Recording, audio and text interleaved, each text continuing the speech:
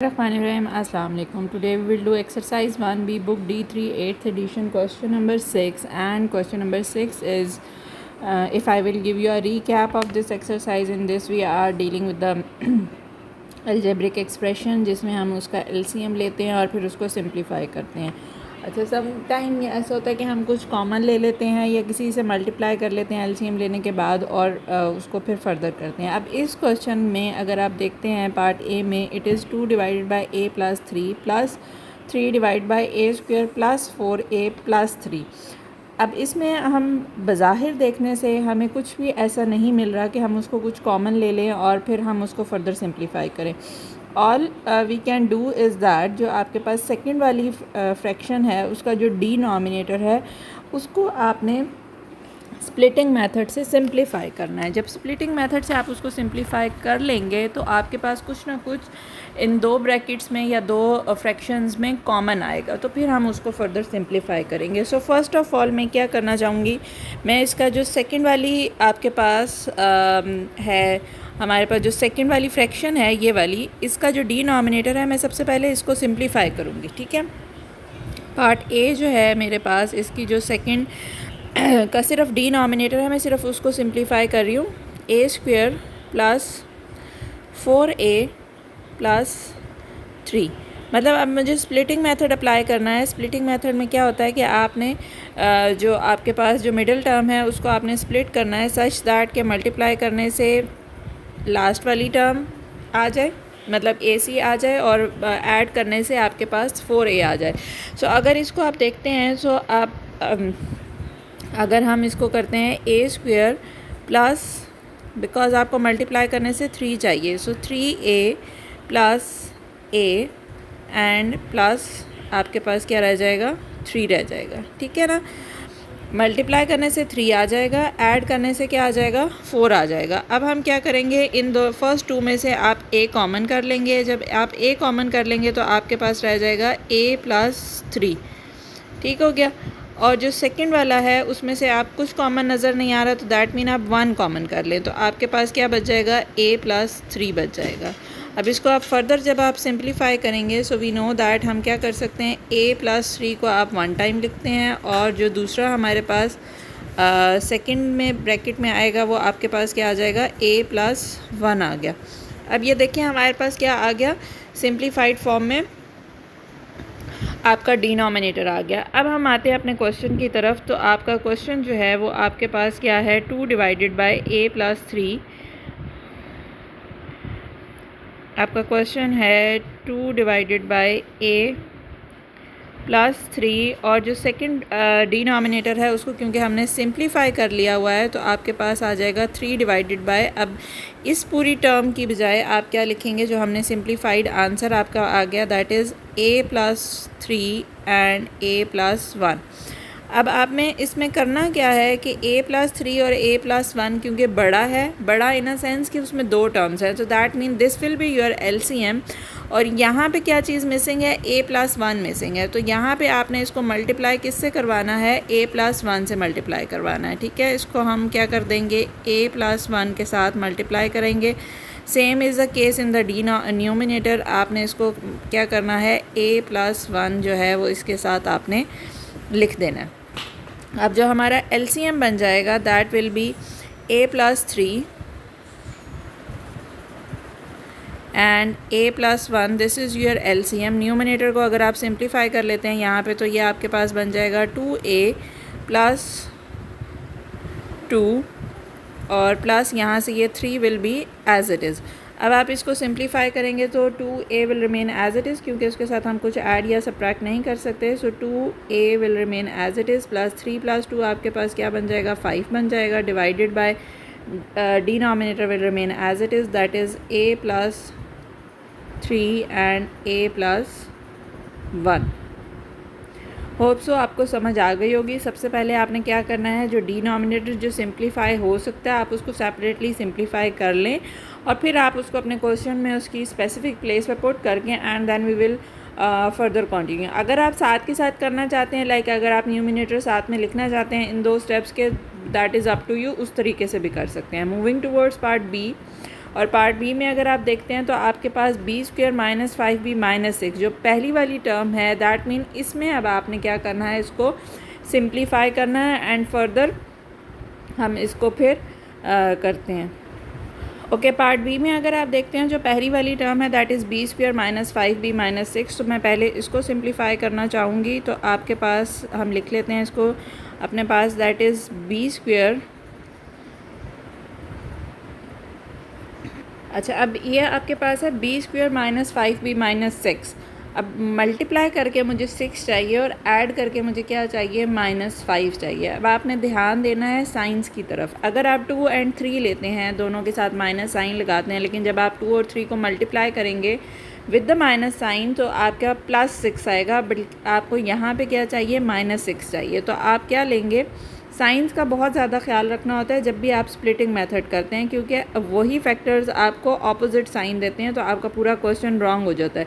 सो आप यही वाला अपना फैक्टर लेंगे, that is 6b plus b। अब देखें इन दोनों को माइनस करके -5b आ जाएगा और मल्टीप्लाई करके -6b स्क्वायर आ जाएगा। सो आपका क्वेश्चन ऑटोमेटिकली सॉल्व हो जाएगा। अच्छा, ये आपका क्या है, बी स्क्वायर है, तो यहाँ से हम क्या कर सकते हैं, बी को कॉमन ले लेते हैं स्टार्टिंग से। सो ये आपके पास आ जाएगा, जब आप बी को कॉमन ले लेते हैं तो आपके पास जो रिमेनिंग टर्म बचेंगी वो आपके पास inside the bracket it's B and -6 और प्लस यहाँ से आप 1 कॉमन ले लेंगे तो आपके पास यहाँ से भी बच जाएगा b -6। अब फर्दर इसको अगर हम सिंप्लीफाइड फॉर्म में लिखेंगे तो आपके पास क्या बचेगा, b -6 and it's the second one is b plus 1। अब ये आपके पास क्या हो गया, सिंप्लीफाई हो गया। अब आप सेकंड ब्रैकेट में, सेकंड अपने अगर क्वेश्चन की तरफ आते हैं और सेकंड फ्रैक्शन में अगर आप देखते हैं तो देखें ये b -6 है यहाँ पे। सो दैट मीन कि एक वहाँ से हम लोग कुछ ना कुछ कॉमन और हमारा एलसीएम आ जाएगा। अब हम क्वेश्चन लिखते हैं 1 डिवाइडेड बाय, अब आपके पास इस पूरे बी स्क्वायर माइनस 5b की जगह हम क्या लिख सकते हैं, इट्स b -6 एंड b + 1, हम ये लिख सकते हैं। सेकंड जो आपके पास है that is -b divided by b -6। अब आपका एलसीएम जो बनेगा वो आपके पास क्या बनेगा, b -6 एंड b + 1। अब इस वाली टर्म में b -6 एग्जिस्ट कर रहा है और क्या एग्जिस्ट नहीं कर रहा है, यहाँ पे b + 1 एग्जिस्ट नहीं कर रहा है। सो दैट मीन आपने इसको b + 1 के साथ मल्टीप्लाई करना है। Same is the case in the numerator, आपने इसको b + 1 के साथ मल्टीप्लाई करवा देना, ठीक है। अब नेक्स्ट स्टेप में हम इसको सिंप्लीफाई कर लेते हैं थोड़ा सा। अच्छा जी, डिनोमिनेटर आपका रहेगा as it is, that is b -6 and b + 1 और न्यूमिनेटर जो आपका रह जाएगा वो आपके पास क्या रह जाएगा, यहाँ पे तो 1 ही रह जाएगा क्योंकि इसके साथ हमने कुछ मल्टीप्लाई नहीं किया। यहाँ पे आपके पास क्या रह जाएगा, b square and -b। This is your answer of this part. Clear. Moving towards part C. अब पार्ट सी में जो आपके पास पहली वाली टर्म है हमने आप उसको सिंप्लीफाई करना है, सो लेट्स डू इट। अच्छा जी, पार्ट सी में भी अगर आप फर्स्ट टर्म अपनी देखते हैं तो फर्स्ट टर्म में आपके पास क्या है, 2p स्क्वायर -8p -10, ठीक है। तो पहले हम इसी को सिंप्लीफाई कर लेते हैं। सो इसको सिंप्लीफाई करने के लिए अगेन हम स्प्लिटिंग मेथड ही यूज़ करेंगे। आपके पास है 2p स्क्वायर -8p -10। अच्छा जी, 2 और 10 को इन दोनों को मल्टीप्लाई करने से आपके पास क्या आता है, -20। मतलब हमें कुछ ऐसा चाहिए कि मल्टीप्लाई करने से -20 आ जाए और ऐड करने से -8 आ जाए। तो ओबियसली 10 और 2 ही हमारे पास बनते हैं, जिसको अगर आप सब्ट्रैक्ट करेंगे तो 8 आ जाएगा और मल्टीप्लाई करेंगे तो आपके पास क्या आ जाएगा, 20 आ जाएगा। अब साइंस का आपने ख्याल रखना है क्योंकि बड़े नंबर के साथ आपको मतलब आपको आंसर में यहाँ पे प्लस माइनस के लिए माइनस चाहिए। तो दैट मीन आप जो अपना बड़ा नंबर लिखेंगे उसके साथ आप माइनस साइन लगाएंगे और जो आपका छोटा नंबर होगा उसके साथ आप प्लस साइन लगाएंगे, ठीक हो गया। और माइनस यहाँ पे आ गया 10। अब ये वाली जो 2 ब्रैकेट हैं इसमें से हम क्या कॉमन कर सकते हैं, 2 और साथ में p भी कॉमन कर सकते हैं इसमें हम। तो हम इसमें से कॉमन कर लेते हैं 2 और साथ में p कॉमन कर लेते हैं। तो आपके पास जो बच जाएगा वो आपके पास रह जाएगा टू पी कॉमन कर लिया हमने, तो आपके पास जो रिमेनिंग रह गई है दैट इज़ p माइनस 5, और यहाँ से प्लस 2 कॉमन कर सकते हैं, तो यहाँ से भी आपके पास क्या रह जाएगा, p माइनस 5 रह जाएगा। सो इसको फर्दर हम अगर लिखते हैं तो आपके पास क्या आ जाएगा, p माइनस 5 एंड सेकेंड में आपके पास आ जाएगा 2p प्लस 2। ठीक हो गया। अच्छा जी, अब आप देख लें कि आपके पास जो सेकंड वाली है हमारा जो अलजेब्रिक फ्रैक्शन है, उसमें आपके पास जो सेकंड वाला है उसमें आप में क्या है, p माइनस 5 है। सो दैट मीन हम उसमें से कुछ ना कुछ कॉमन और मल्टीप्लाई कर सकते हैं। सो हमारे पास जो फर्स्ट वाले को सिंप्लीफाई करके हमारा आंसर क्या बना है, that is p minus 5 and 2p plus 2। ठीक है, ये हमारा फर्स्ट का आंसर आ गया। सेकंड वाला बिकॉज एज इट इज़ ही रहेगा क्योंकि उसमें हमने कोई चेंजेस वगैरह तो की नहीं है। सो हमारे पास अच्छा जी, ये आपके पास आ जाएगा 2p divided by p minus 5। अब इसके साथ क्या टर्म मिसिंग है, इसके साथ 2p प्लस 2 मिसिंग है, तो हम 2p प्लस 2 को इसके साथ मल्टीप्लाई करेंगे न्यूमिनेटर में भी और डिनोमिनेटर में भी। यहाँ पे भी हम इसको 2p प्लस 2 के साथ हमें इसको क्या करवाना है, मल्टीप्लाई कराना है। अब आती है बारी सिंप्लीफिकेशन की, तो हम सिंप्लीफाई कर लेते हैं अपना आंसर।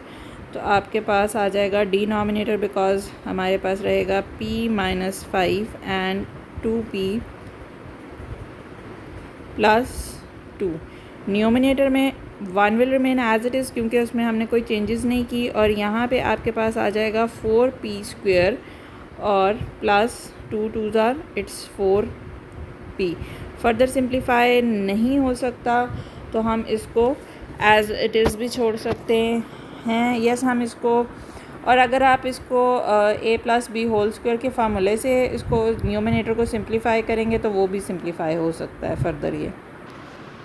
ओके जी, मूविंग टूवर्ड्स पार्ट डी जिसमें हमारे पास 3 टर्म्स आ गई। अब हम देखते हैं कि हम सिंप्लीफाई किसको कर सकते हैं। हमारे पास जो मिडल वाली टर्म है, जो मिडल वाली फ्रैक्शन है, हम उसको सिंप्लीफाई कर सकते हैं, वहाँ पे हम एसी मेथड अप्लाई कर सकते हैं। सो हम उसी पे पहले सिंप्लीफाई कर लेते हैं उसके डिनोमिनेटर को, फिर हम फर्दर सॉल्व करते हैं।